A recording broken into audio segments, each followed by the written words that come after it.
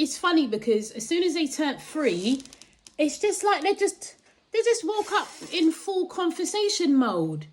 Like, you know, the next day, the day after they turned 3, it's like they woke up and like, hi, Mum, what are you doing? Hi, I'm coming back. Hi, I'm just going into the next room. What? Oh, you wasn't speaking the week before that. And now you've just got so much talk for everybody.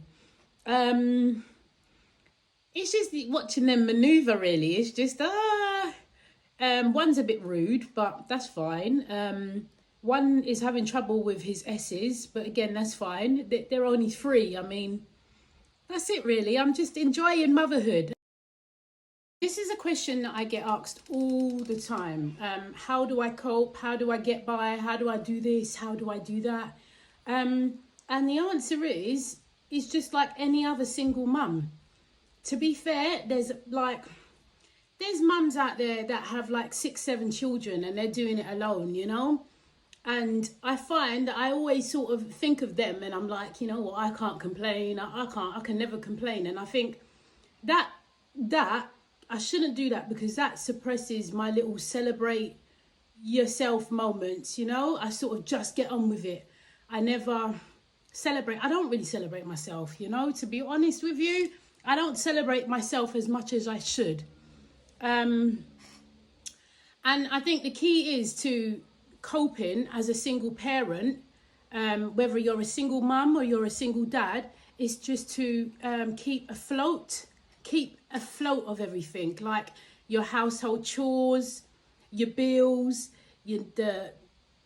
the meal preps, you know, little things like that, just to maintain and just to stay afloat of everything. Because once you've got everything covered, then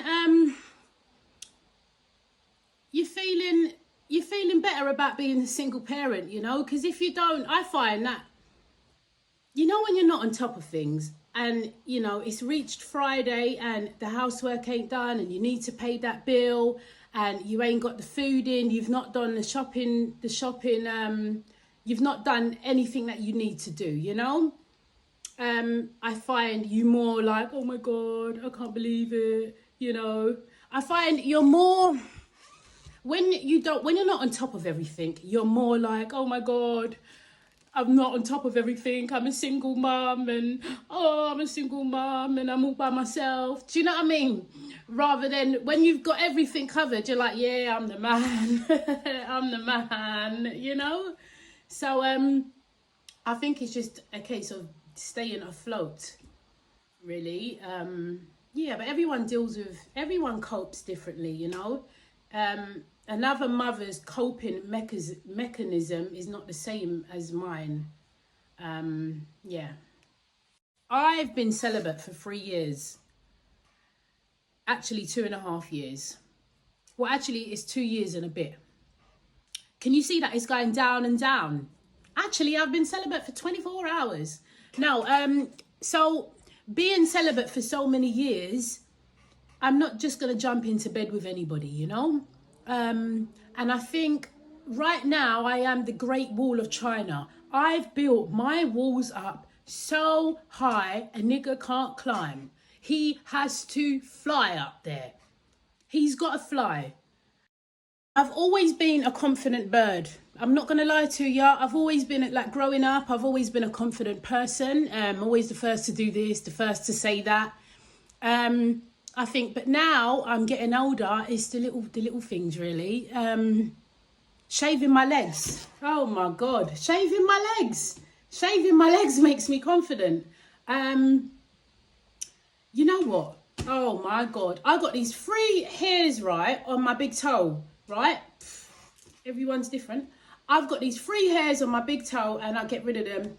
I really like getting rid of them. I really like to get rid of them. I can't help it. Once I got my legs shaved and the 3 little hairs on my big toe and my fanny, oh my God, I'm ready. I'm ready for nothing. Literally, I'm ready to go and sit down on my sofa and watch my little programs. I've always had an eye for things and been a creative individual.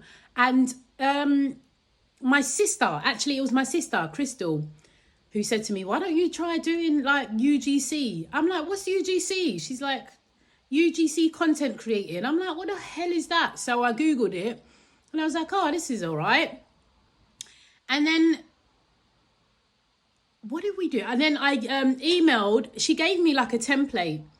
She gave me a template to sort of email brands, and I started emailing brands, and that's how I started content creating.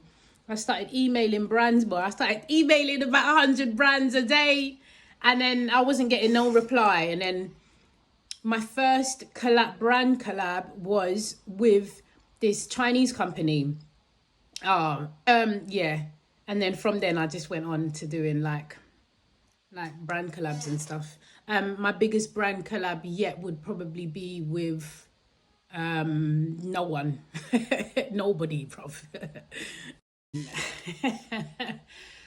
Most definitely yes. But the only thing is, imagine if I get pregnant with triplets. Could you imagine?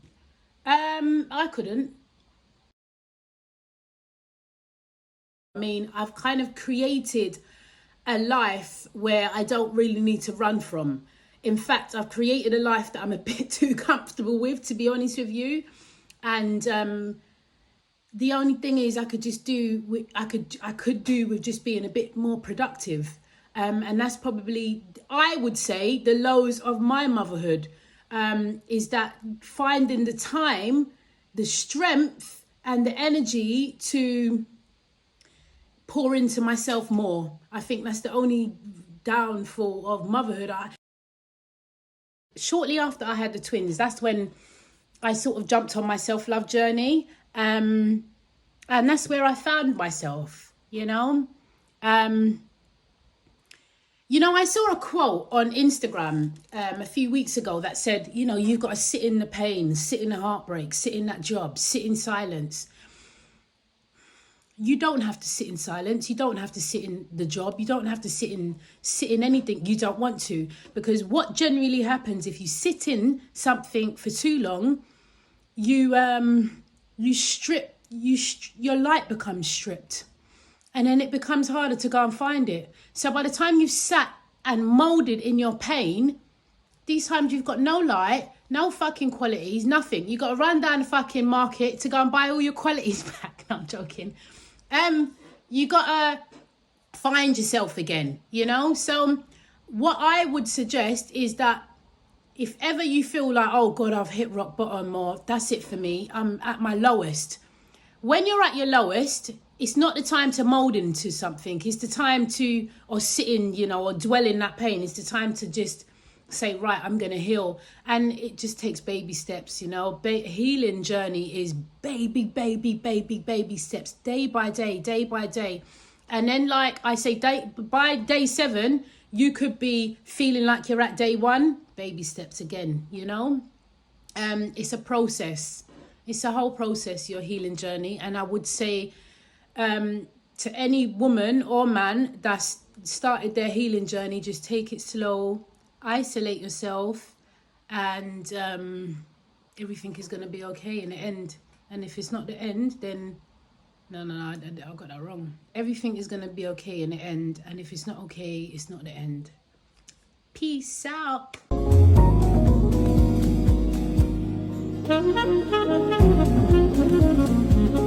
Thank you.